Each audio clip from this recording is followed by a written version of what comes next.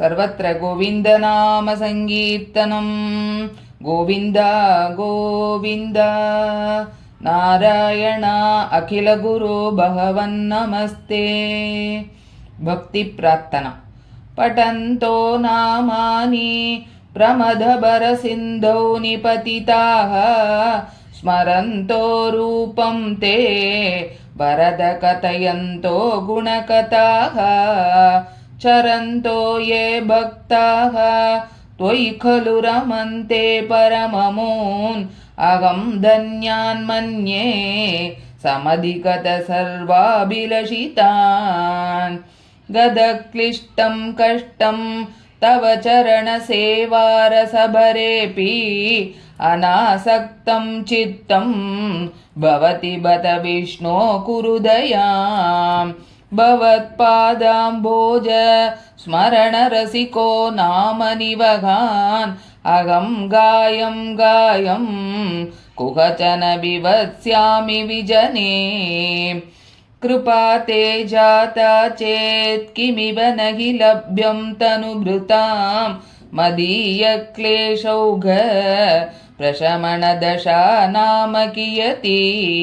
न के लोकेऽस्मिन् अनिशमयि शोकाभिरहिताः भवद्भक्ता मुक्ताः सुखगतिमसक्ता विदधते। मुनिप्रौढारूढा जगति खलु गूढात्मगदयः भवत्पादाम्भोज स्मरणविरुजो नारदमुखाः चरन्तीशस्वैरं सततपरिनिर्भातपरचेत् सदानन्दाद्वैत प्रसरपरिमग्ना किमपरम्। भवद्भक्तिस्फीता भवतु मम सैव प्रशमयेत् अशेषक्लेशौघं न खलु हृदि सन्देहकणिका।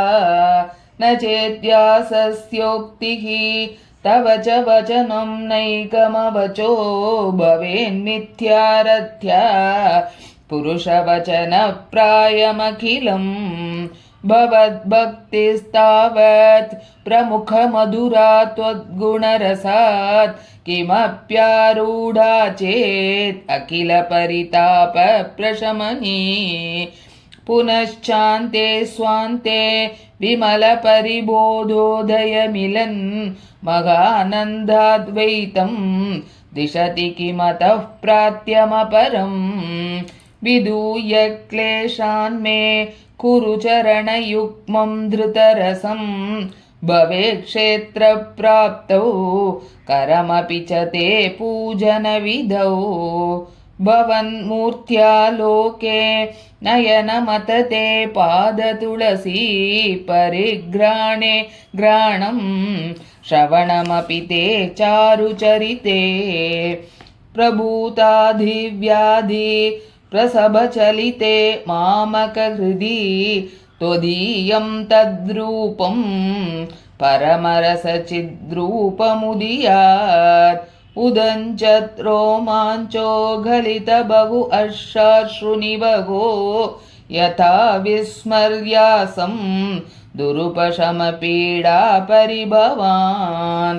मरुद्गेहाधीश त्वयि खलु पराञ्चोऽपि सुखिनो भवत्स्नेही सोऽहं सुबहु परितप्ये च किमिदम्। अकीर्तिस्ते मा भूत् वरद गदभारं प्रशमयन् भवद्भक्तोत्तंसं झटिति कुरु मां कंसदमन। किमुक्तैर्भूयोभिः तव हि करुणा यावदुदीयात् अहं तावद्देव प्रहितविविधात्तः प्रलपितः। पुरकृप्ते पादे वरद तव नेष्यामि दिवसान् यथा शक्तिव्यक्तं नतिनुति निषेवा विरचयन्। नारायण अखिलगुरो भगवन्नमस्ते। श्रीहरये नमः। श्रीहरये नमः। श्रीहरये नमः।